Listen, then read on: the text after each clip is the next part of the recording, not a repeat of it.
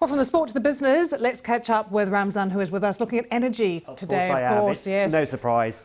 With the invasion, it's having a real impact on our, not just oil prices in the markets, but our own domestic gas and electric prices as well. So the conflict between Russia and Ukraine has exposed Europe's heavy reliance on Russian energy. And while the United States has been able to call an embargo on its Russian oil, it's not so clear-cut for Europe. The continent relies on Russia for 40% of its coal and gas imports and a quarter of its crude oil. Early this morning, Dutch Prime Minister Mark Rutte admitted that Europe can't cut itself off by tomorrow, and the Kremlin also warned that today an embargo on Russian oil imports would have a direct impact on everyone. Meanwhile, Germany says it has sealed a long-term agreement with Qatar for the supply of liquefied natural gas.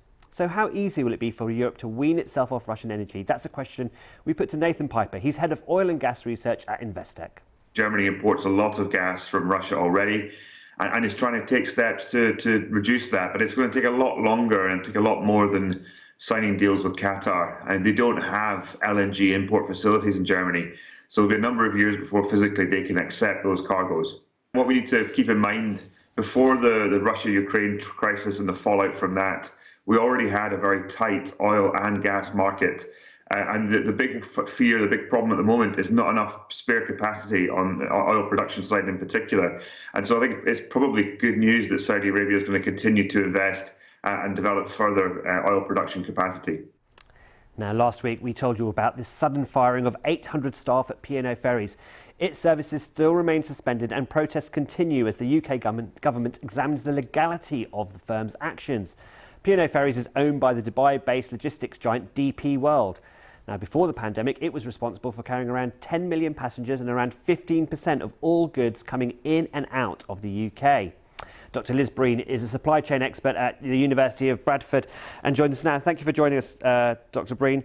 I mean, how disruptive could this be if these ships don't move on anytime soon?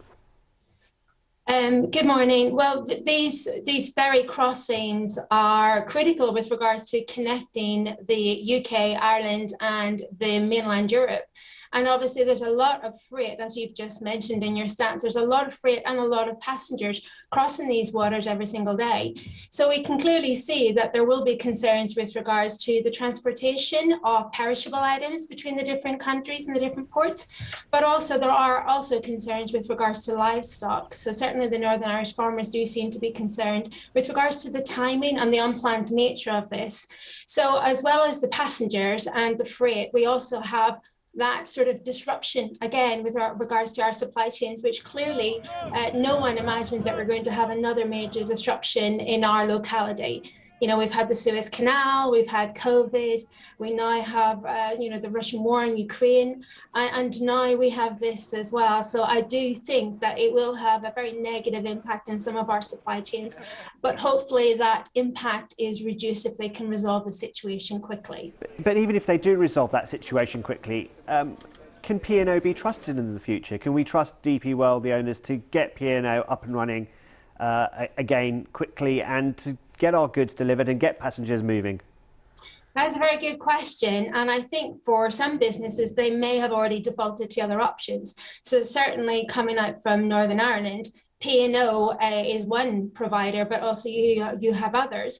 And some of the freight and some of the passengers may already have voted with their feet, literally, and moved over to other providers. So they may never come back to P&O. But as from a trust point of view, as a continued service provider, well, one has to hope that the amount of traffic that goes through P&O, their contribution to the economy and their contribution to the local sort of livelihood of the communities around them would be enough for their parent provider to say, actually, this is a vital resource for communities and for our economy. So therefore, we will continue to make sure we support it. I think the unplanned nature and the timing of it has just made it such a shock to the system. In when we're trying to recover from other disruptions, we just obviously didn't anticipate we'd have to be dealing with this as well. So I think they will have to work very hard to win back the trust of the businesses and also their passengers, and very quickly adjust that so they can reduce the damage to their reputation. Dr. Liz Breen from the University of Bradford, many thanks for your time. Thank you. And that's the business. Ramzan, thank you so much. Thank you.